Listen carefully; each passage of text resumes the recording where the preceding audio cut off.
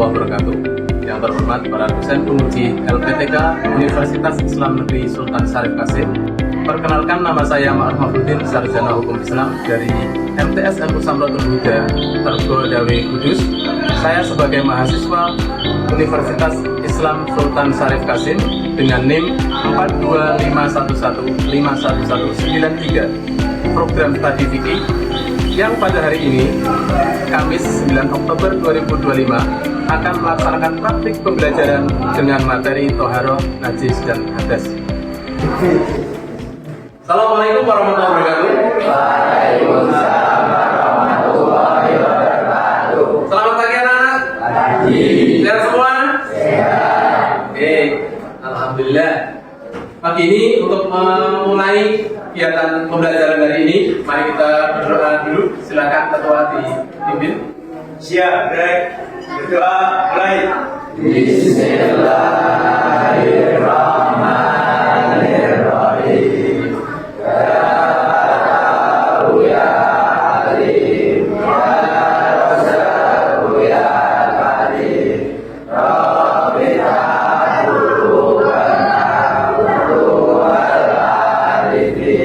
Oke, anak-anak, kita absen dulu ya sebelum pembelajaran kita mulai. Coba saya panggil namanya Nisa, ada? Oke. Nabila? Yang tidak ada siapa ini? Oh, juga Takis. Sakit atau izin? Oke, kita lanjutkan pelajaran pagi ini tentang Toharoh, Najis, dan Hadas, ya. Nah, yang pertama kita perlu ketahui yaitu tentang pengertian Najis dan Hadas, ya, Nana. Apa pengertian najis? Apa najis? Najis menurut bahasa yaitu nafsu atau yang berarti kotoran atau menjijikkan. Nah, kemudian yang kedua adalah hadas. Apa hadas?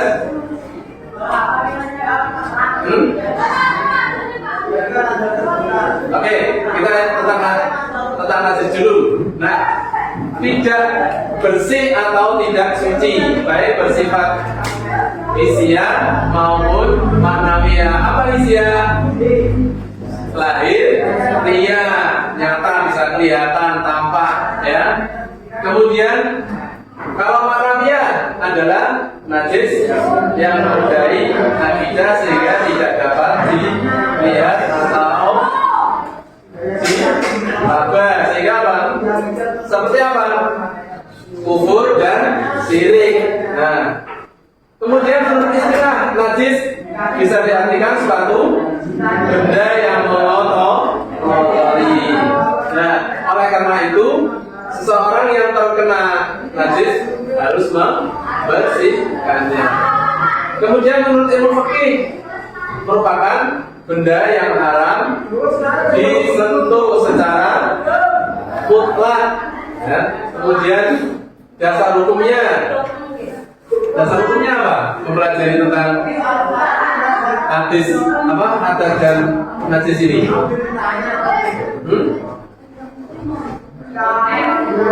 Najis apa? Nah, ini dasar hukum perintah bersuci. Apa? Fatia bakafatohir. Maka apa? Bersihkanlah tempat dan pakaian. Kemudian yang kedua ada hadis Nabi. Coba dibaca. Bapak.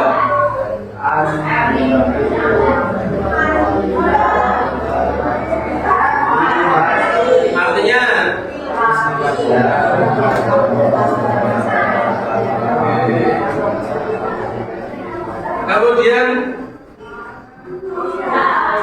Kemudian yang kedua, tatohiro baini lito ifina waluka sujud. Nah, supaya apa? Supaya Anda membersihkan apa? Rumahku, orang yang tawaf atau iktikaf, kemudian ruku dan yang sujud. Kemudian berikutnya macam-macam toharoh.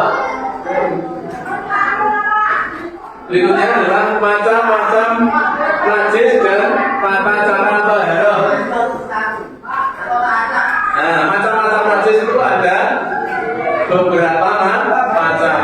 Ada di 3. Yang pertama adalah najis mukhafafah, yang kedua adalah najis mutawasito, yang ketiga adalah najis mughalladhah. Apa najis mukhafafah? Istilah adalah najis yang ringan. Seperti apa? Kencing anak bayi yang belum minum selain air, susu atau apa? Nah, kemudian yang berikutnya najis mutawasito, yaitu najis sedang. Nah, sudah tahu semua pintar. Najis sedang. Nah, contoh najis sedang apa? Atau najis mutawasito?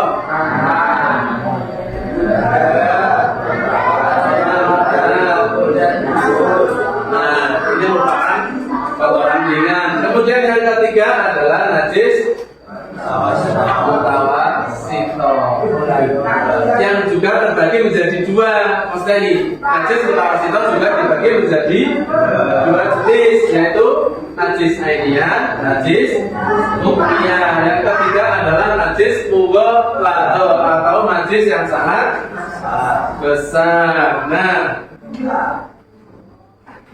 najis mughalladhah atau najis yang paling berat hukumnya, serta najis yang paling rumit dalam tata cara pembersihannya.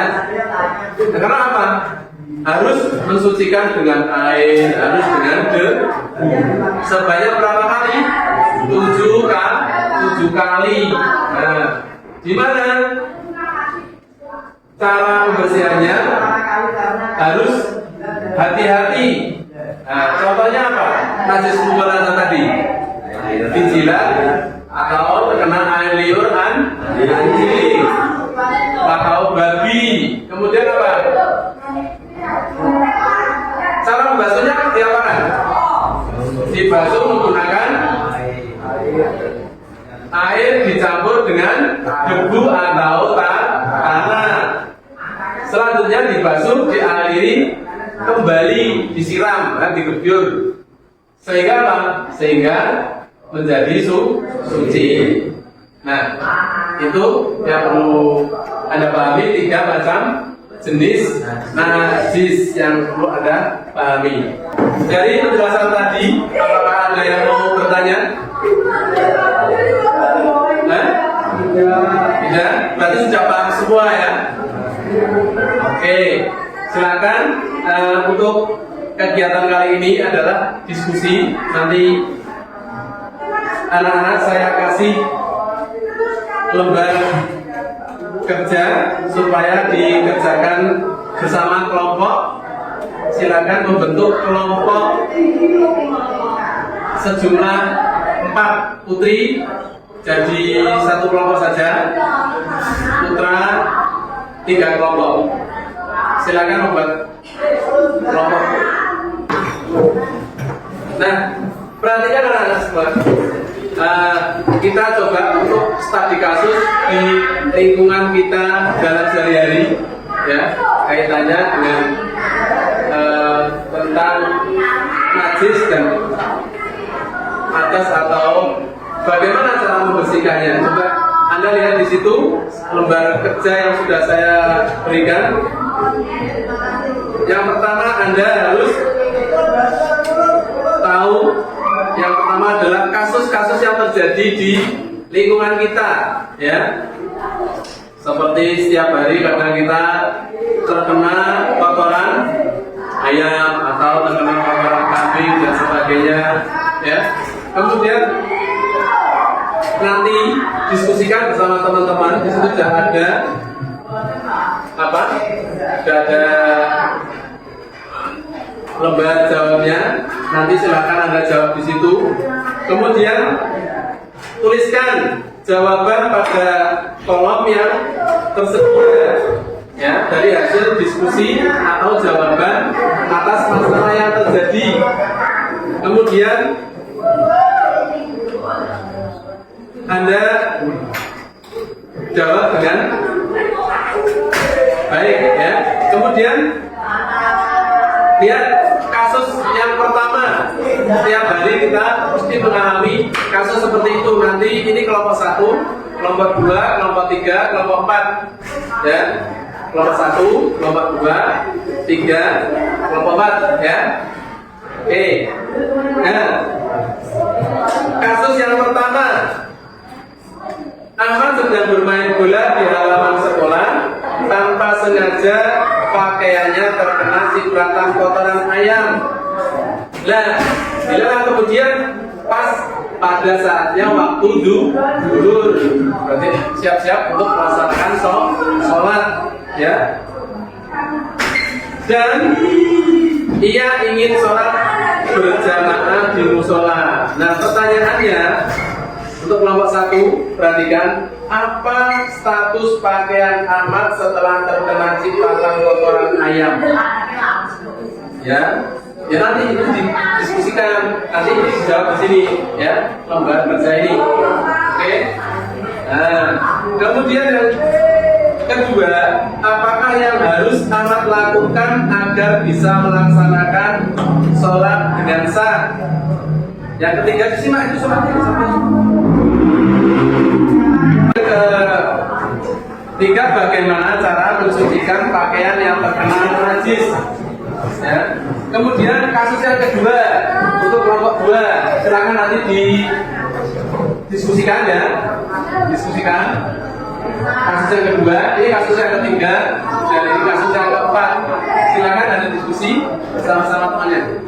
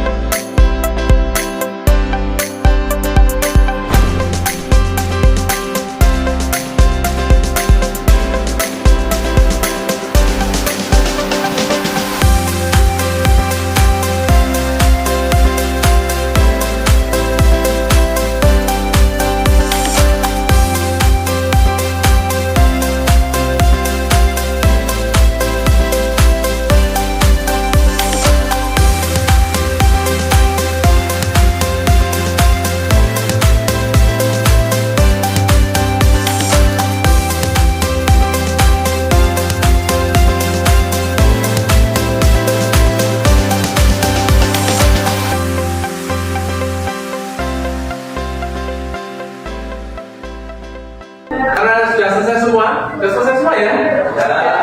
Oke, untuk itu masing-masing kelompok siap untuk maju mempresentasikan hasil diskusinya, ya.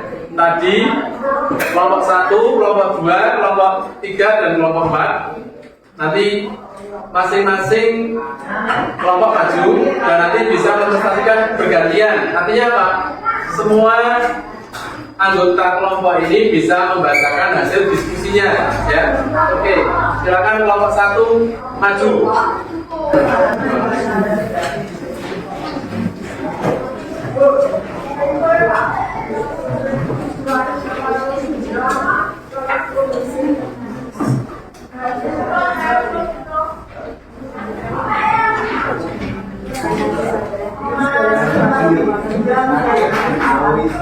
Yang lain mendengarkan, ya.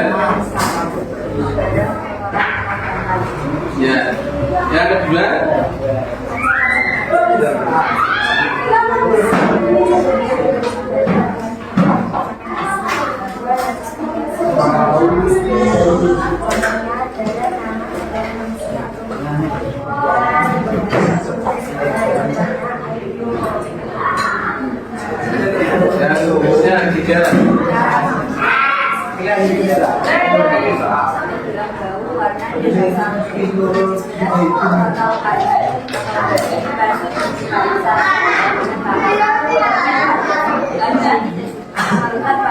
seseorang yang seperti soal yang dibaca Al-Quran.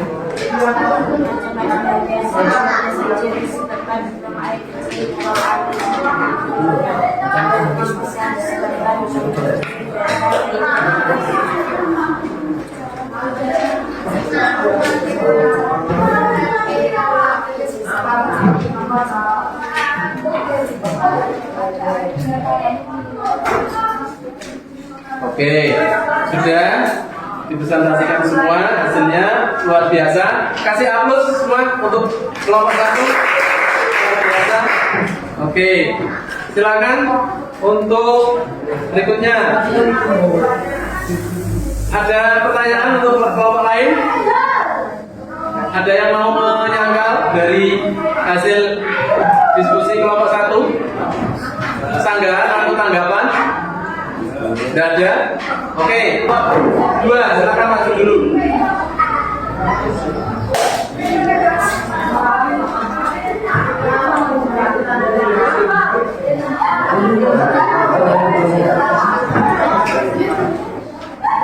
Silakan. Assalamualaikum. Assalamualaikum warahmatullahi wabarakatuh.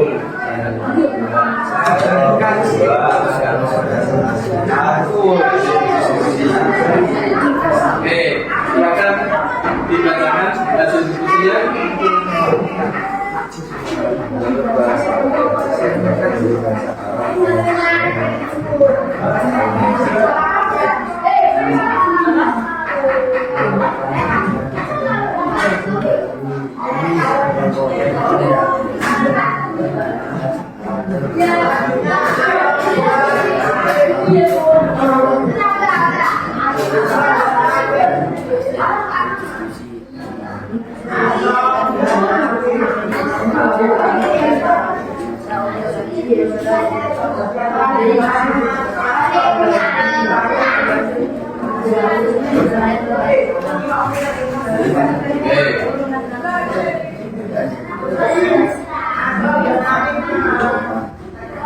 Oke, kasih aplaus untuk kelompok 2. Sudah mempresentasikan hasil diskusinya. Ada tanggapan atau sanggahan atau masukan dari kelompok lain? Hah? Tidak ada? Oke, silakan kembali ke tempat.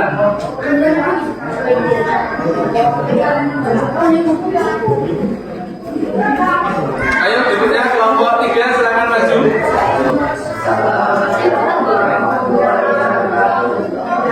Kami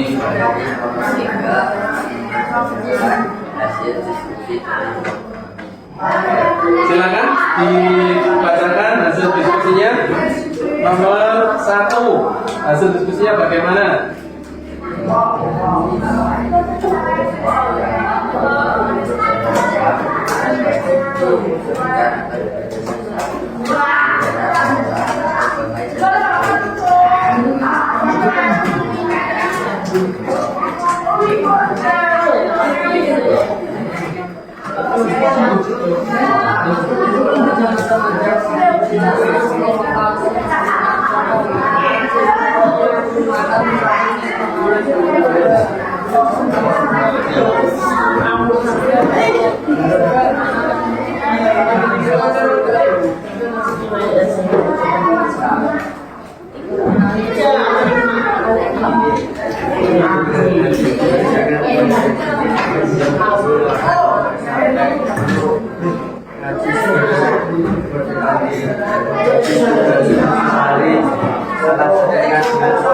Oke, tadi yang dipertanyakan kelompok 3, apa coba masalahnya? Apa yang sebaiknya dilakukan para siswa agar bisa tetap sholat? Nah, apa? Hasilnya apa?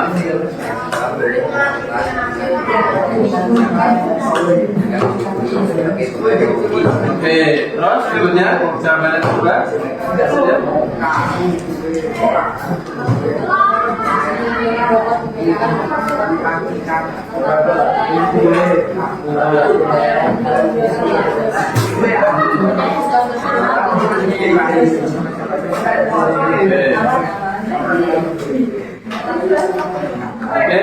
saya kira cukup. Silakan ada sanggahan atau pertanyaan dari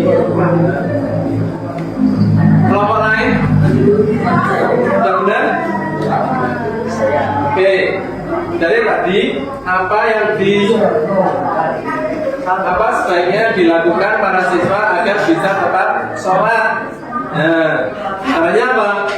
Bertayamum menggunakan debu atau tanah yang suci dan kering sebagai pengganti wudhu. Oke, silakan kembali. Kasih aplaus untuk kelompok 3. Kesimpulannya adalah apa pengertian najis tadi? Segala sesuatu yang kotor yang menurut syariat Islam wajib disucikan supaya ibadahnya sah, ya. Kemudian yang kedua, macam-macam najis ada berapa tadi? Ada 3. Najis muaffaqah, mutawasito, mughalladh. Najis muaffaqah seperti apa contohnya? Air kencing bayi yang umur 2 tahun belum makan selain ASI ibunya, ya. Kemudian yang kedua, najis mutawasito, apa? Darah anak kotoran manusia. Kemudian yang ketiga, najis mughalladh, liur babi atau anjing. Kemudian yang berikutnya, bagaimana cara mensucikannya? Najis disucikan dengan air suci, ya, sampai hilang bau, warna, dan rasa. Kemudian ada yang berikutnya, pengertian najas apa tadi? Keadaan tidak suci pada diri seseorang, ya. Oke. Kemudian yang terakhir, pokoknya masih ada lagi macam-macam najas. Ada berapa tadi? Ada 2, najas kecil dan najas besar. Najas kecil contohnya buang air, kemudian orang kecil, buang angin, kemudian tidur nyenyak, ya. Yang kedua apa tadi? Najas besar, apa disebabkan? Junub. Yang kedua air, yang ketiga adalah nifas. Nah, yang terakhir apa lagi? Belum, masih ada masalah lagi lah, 1. Cara menghilangkan hadas. Bagaimana cara menghilangkan hadas? Nah, oke, dengan cara wudhu. Kemudian najas besar dengan cara mandi wajib. Bagaimana tadi doa mandi wajib?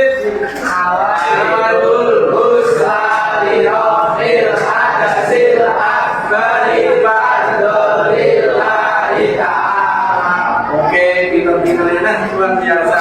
Kemudian yang ketiga adalah jika tidak ada air, bagaimana? Caranya dengan menggunakan apa? Debu yang suci. Oke. Alhamdulillah pembelajaran kali ini sudah pada puncaknya. Kemudian kita sudah paham semua, ya. Oke. Anak-anak pas dengan pelajaran hari ini? Sudah paham semua? Untuk itu ada yang kurang jelas? Sudah jelas semua, ya. Oke. Mari kita tutup Alhamdulillah bersama-sama.